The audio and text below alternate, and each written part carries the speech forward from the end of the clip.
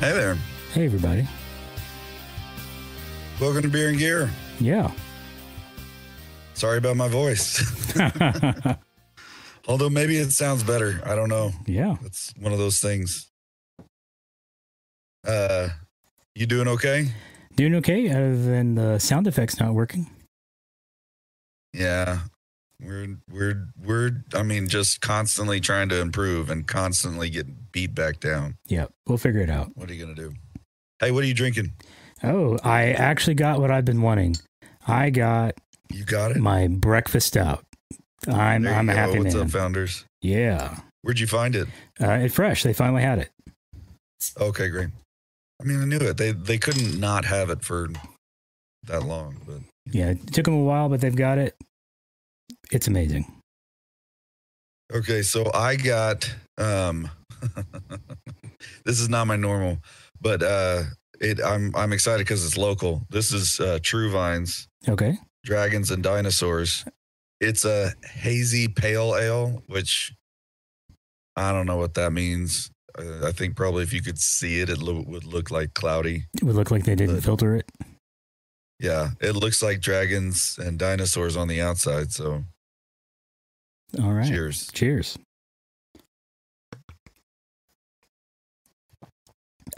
Oh, Yeah, that's like fruity. That's There's what like I a lot remember. of lemon in that. Really? Oh, that's exactly It's what I gonna be remember. interesting. I'm glad you're excited. I'm gonna have to muscle through this. Yeah. There's nothing against it. It's not mine. This is not what I normally drink. Yep. Yeah, no, this is double chocolate coffee oatmeal stout. It is good. Nice. Very, very nice. The stout is definitely the way to go. Mm-hmm. Hey, I wanted to talk since we've been doing podcasting stuff for a little bit here. I wanted to talk some audio because I actually got to experience something pretty fun. We went to. You're right. We went to a conference in Chicago, and that was fun just because it was in Chicago. It was actually my first deep dish pizza. Not deep Ooh. dish, but Chicago style pizza. Where'd you get it from? I didn't know. Oh, shoot. Illuminati's? Was it Illuminati? It was something like that. It was Okay. like it was one of the places that people told us to go. So Okay. I feel good about it. And they were really great. The people that were there. They did it with cornbread crust. Hmm. Does that sound like a thing? I don't know that I've had that before. Okay, well, let me tell you what. It was a little bit weird. I'm not going to lie to you. So probably not Illuminati's. Everybody swore that this was the place to go. Not everybody, but a lot of people said that this was the place to go. I was near Wheaton, and everybody was really nice. And like the topping of the pizza was amazing. I just couldn't get past the cornbread. Like, Yeah. that was weird. Yeah, I don't know. It felt really weird. Yeah, I don't know if I've been able to do that. But we ate and talked, and it was a lot of fun. And then I don't even remember what all we ate there, but while we were in Chicago, Did you make it to Billy Goat's? it was a good trip. No, That's the burger place from the old Saturday Night Live skit. Cheeseburger. Nice. cheeseburger. But then when I got back, I got to go to the WFX conference in Dallas, which I didn't go to the conference. I just went to the, oh my gosh, the expo. The expo, yeah. My brain, sorry, is like all cloudy right now. But I got to go to the expo. And the reason I really wanted to go to the expo, I'd gone to the WFX expo before. That was like years ago. I think I was still working for Pine Cove then. But we're actually talking about redoing our sound system in the great room at our church. And so one of the speakers meaning actual speakers, not like people who come and speak. One of the speaker manufacturers that we were looking at was going to be demoing their stuff at this expo. And so I went up there and got to hear him.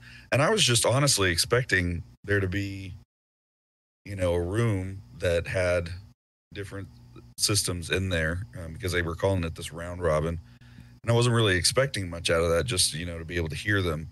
But they had this whole thing set up, and I'm telling you, this is the way to demo speakers. I don't know if this is normal because I haven't done it before, but I would not be surprised if this is what everybody does, because there were like six or seven manufacturers, and they had like a small system, and then they had like a line array system.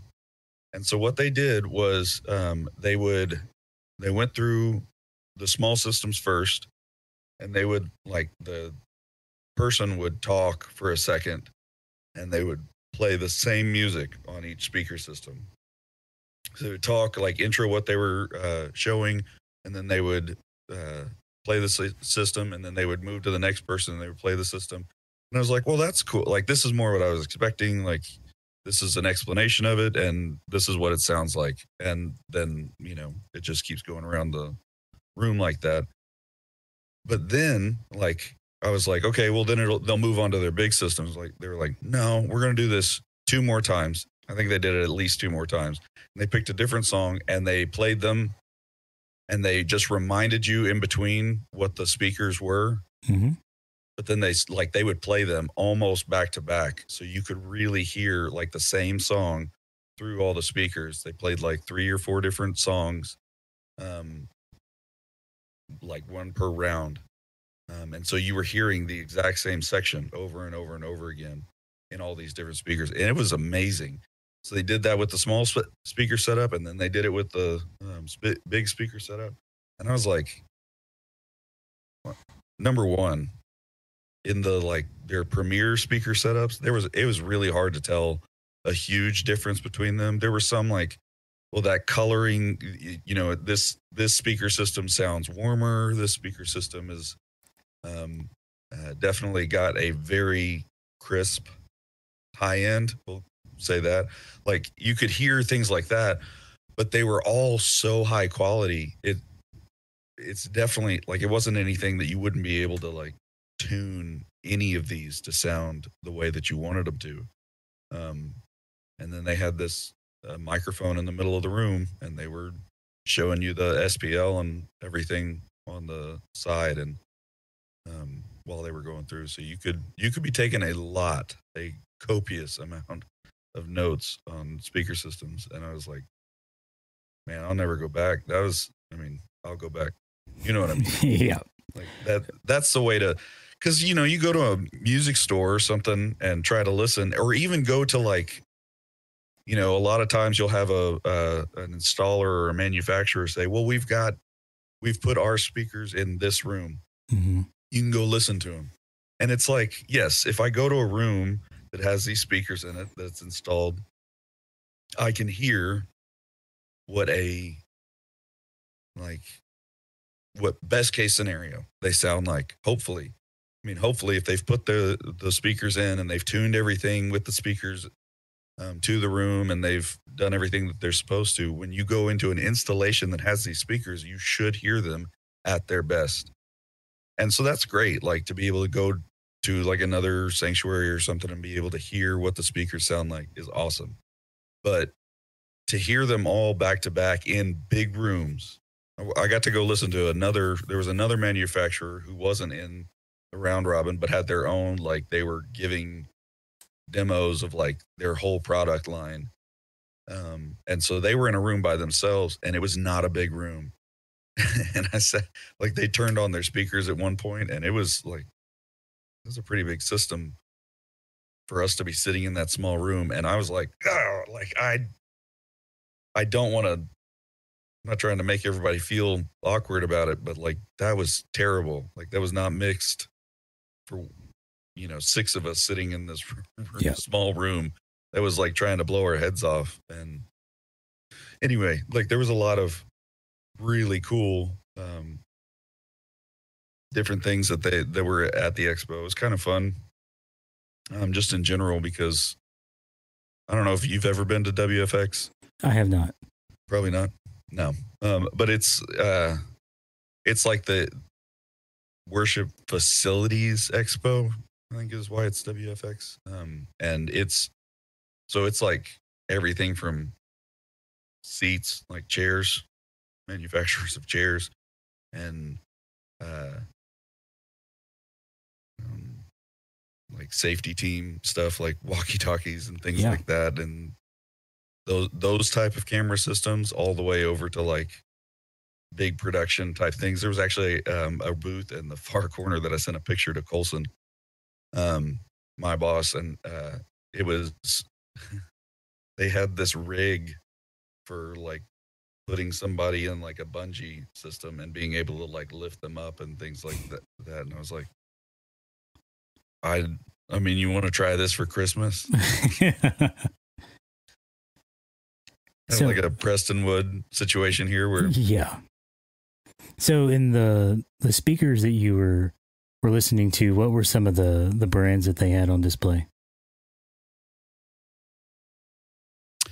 So they had Biamp was one of the really good ones that I don't know much about Biamp, but they sounded really good. Innovox it's like TCM or I can't remember what that one. No, it's just TW audio. RCF. There was a German name that I can't remember.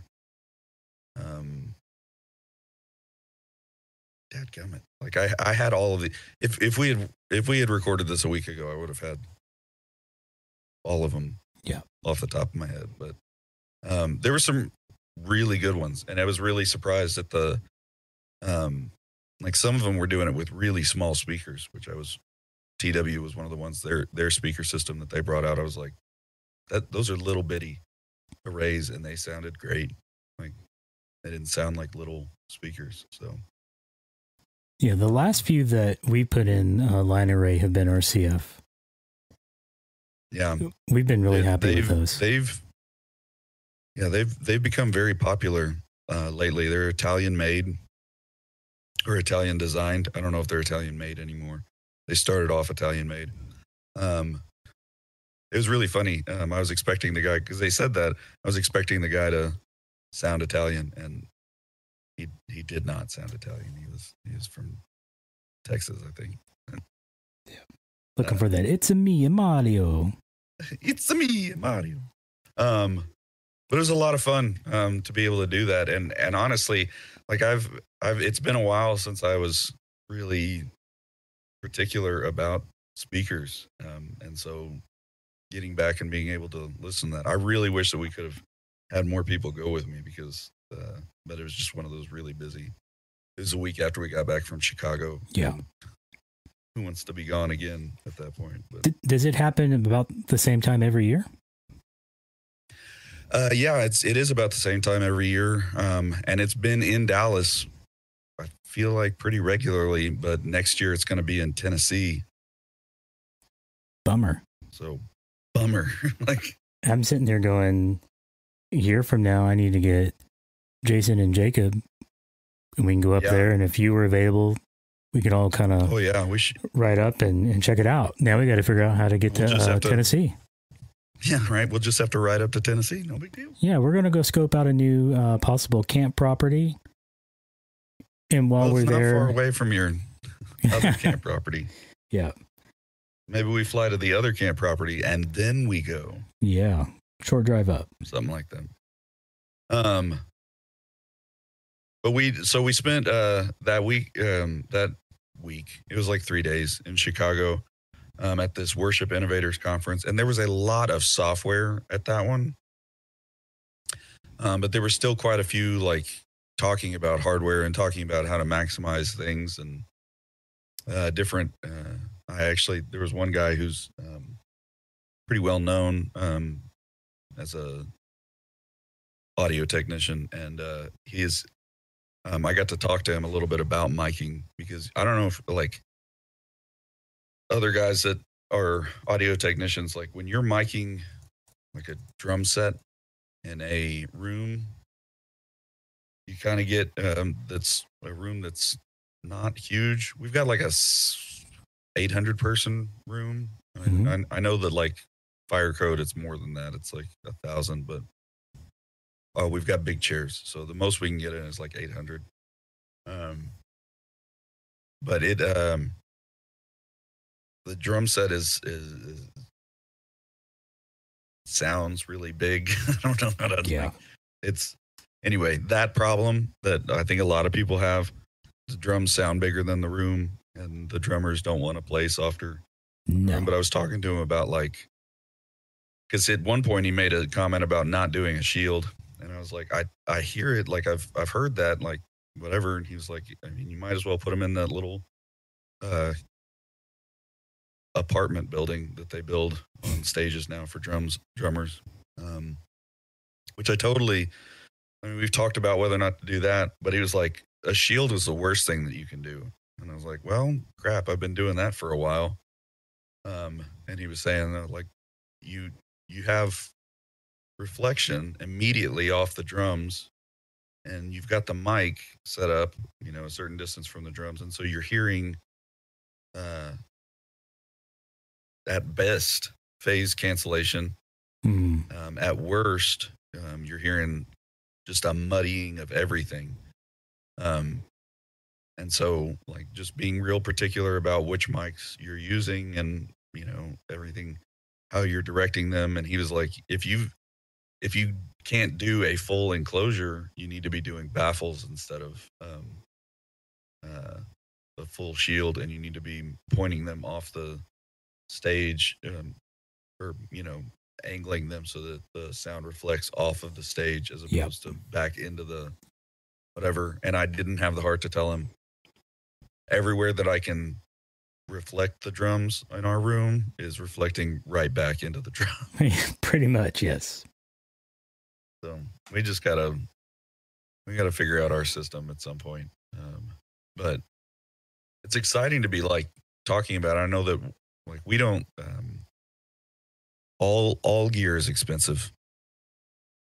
There are very few times that you're looking at a piece of gear and like, oh, it's only that much money. Most of the time it's like, oh, that'd be really nice if we could, oh, hey, that's thousands of dollars. I'll probably not ever own that. Like your ribbon mic from last show. Oh my gosh. I would love to be able to spend $1,500 on a ribbon mic. But that was one of the things like this guy was so excited about these ribbon mics because of, you know, ribbon mics respond differently. I feel like they're a little bit warmer. I mean, somebody said something like, well, a ribbon mic records the way that your ear listens. I'm like, that's a weird thing to say. I'm not sure that I totally understand what they're talking about. But they were saying that because it records that way, then it's more natural here listening to it whenever you listen to it back. But I mean, there's so much like the veil on that has been totally lifted for me. I know before I was at all involved in mechanics stuff with cars, like I used to know that there was an engine under there, but it might as well have been like little guys with like little hamsters on wheels. Yes. And little guys banging away at stuff to make things work, because I had no idea what happened inside of the engine. And now, like with sound technician, like audio engineering stuff, like there's so much going on. Like there's so many factors involved with getting tone or getting a certain sound out of whatever you're using. Yep, we're learning. Like I'm learning. It's impressive that we make any of it work. So I love hearing from guys that have been doing it a lot longer than me, though, and that's a lot of what that conference was. So. Okay, that sounds like it was a lot of fun. It was a lot of fun, and it was in Chicago, so I mean, can't argue with that. Yep, it's not bad to get a trip to Chicago every now and then. No.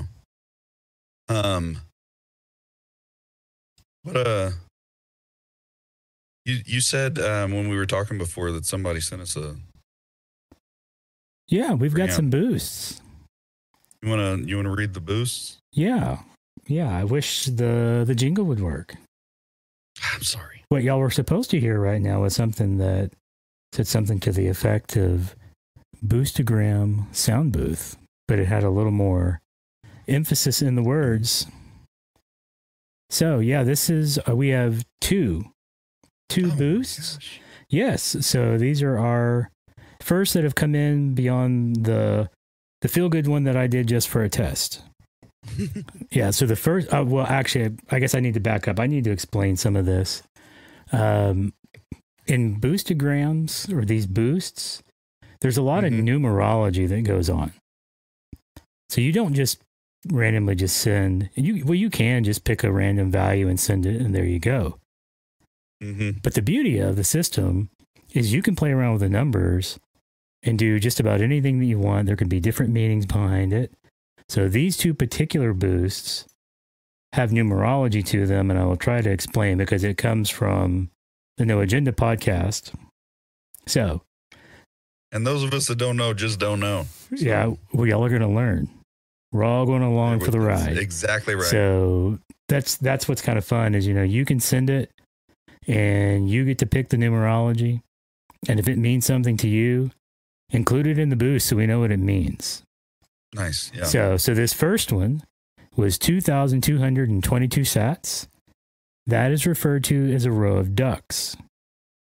A row of ducks because it looks like ducks? Because it looks like ducks, yes. So 2222, a row of ducks. And the message, and you're going to love this one, John. Have a row of ducks so that John can get a beer. Well, probably not enough for a beer. T-foul. I love it. That's perfect. Yeah, so that's from I got a beer. Yeah, Jason Court. That was for you having your red Solo cup. There you go. And then the second one is 1,111. Okay. You could call that a row of sticks.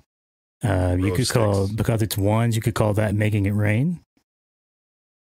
So sky's the limit on how you want to go with it. And so this one was actually referencing something that we discussed in the last episode. The message is just simply nerd knobs. So if you remember in the last show, I was explaining I had never heard that before about the idea of like how nerdy you want to be, turn the knob up and down. Turn the nerd knob up. Yes. So he just simply sent in the message, nerd knobs. Both of those. You gotta go ahead. You gotta own your nerdhood. Exactly. One of my professors. Okay, so this is really nerdy. I had my minor in college was music because I started as a music major, and anyway, I had a music minor by the end of my first semester, or by the first year. I had to go a full year as a music major to get a music minor, but that's how intense it is. So, one of my professors, though, this is my music history professor. Okay. She was one of my favorites. She was amazing. And she would always say, we're all nerds. You got to own your nerdhood. Like the fact that you are nerdy about this does not make you it's not something that you should be ashamed of. Like you've got to own that. So own that knob. Absolutely. Absolutely. So I do want to say before we get away from that both of these are from our friend Jason Court. They're both from Jason? They're both from Jason. Yeah. Thanks, Jason. Yeah. Thank you, Jason. Appreciate it. It's good dude. Oh yeah. Jason. Okay. So every job that I left at Pine Cove, like whenever I would move on from something at Pine Cove, I left it in more capable hands. And Jason was the second of those. Micah McHugh was the first of those. When I left my job in maintenance, Micah took over, and it was like, man, I'm glad John left. It was the same thing with Jason. Like I left and Jason took over doing AV stuff. And it's just, it's so nice over there now. So, yeah. Yeah. We were very fortunate to find him when we did. Yeah. And now it's continued at the church. It's like, yes. Oh, shoot. Anyway. Yeah. So nothing like being replaced to make you feel obsolete. Yes. So if he's listening, send another boost, and we'll keep the conversation shout out, going. man. Yeah. Thanks, brother. Yeah, anybody who's listening, go ahead and send a boost. Yeah. You can send just about anything you want in the message. Yeah, I am intrigued by this new level of podcasting that is available to us. Like to me, I think I've always been, even though, technology is awesome and I've been trying to understand and further myself in technology as long as I can remember. The fact that there's such a specific, everything is gaining so fast that there can be such amazing growth in such a specific area is like, that's intense. Yeah, there's an amazing group of guys behind the development that's happening. And then you've got the Apples and the Spotifys of the world who are just kind of pulling the Microsoft and just kind of just sitting back and going, we're not worried about it. We got this. And it's all just going to pass them by. Yeah. I mean, I think probably especially because of the attitude that these guys have had, that's so like, we don't have to own this to make it better. And everything Apple and all these other companies that are like that. I have an iPhone. I'm not trying to like pretend like I'm something that I'm not here. I'm doing this on a Mac computer. But their mentality has always been, this scarcity, like we have to own it or we don't really want to spend time on it. And it's correct. Like, you don't, like, that's not how a community works. Like, you got to learn how to not just build a community around the people that you can own everything that they do. Correct. And they just don't seem to understand the fact that RSS is really designed to be open. It's not designed for anybody to own it. Well, Steve Jobs didn't like anything open. He wanted to be able to control everything because he wanted it to be great. And if you make it open, there's the risk of it not being great. But I think the benefits outweigh the negatives there. I agree. Got to learn how to give everybody space to create. Yep. So hopefully the podcast hosting companies out there stay on this train. Yeah. Man, that was a big sneeze. Good save. So hopefully they'll stay with it, and all these guys will continue this development. And again, it's a community of people. It's not any one person. I mean, obviously you've got Adam Curry and Dave Jones at Podcasting 2.0 that are kind of the figureheads of it, so to speak. But sure. it's a huge group of people that are putting this thing together and making it a reality. Mm-hmm. I'm in. Oh yeah, me too. Absolutely. Let's have fun with it. Yeah. My voice is about to go. So okay, well, we can start wrapping it up. Real quick, talk to you about this mic before we go. Oh yeah, mic. Yeah, tonight I am using the Lewitt LCT 440 Pure. Lewitt LCT 440 Pure. 440 Pure, large diaphragm. I have absolutely fallen in love with this mic. Unfortunately, y'all are probably hearing the network equipment in the room because of it. But the sound reproduction, the quality, the tones that I'm able to hear from it that I don't get from my Electro Voice. Not that my Electro Voice is bad. It's an amazing mic. But it's just that difference between dynamic and condenser. Your EV is a dynamic. Yeah. This is a condenser microphone. Yeah. Now it's one of the hotter dynamics because of the neodymium magnet. Right. But I mean, condensers are just better for tonal reproduction. Listen, buddy, you say better. I say tomato. Well, this was one of those, if you remember the last show, I said, hey, the Guitar Center people may get tired of me.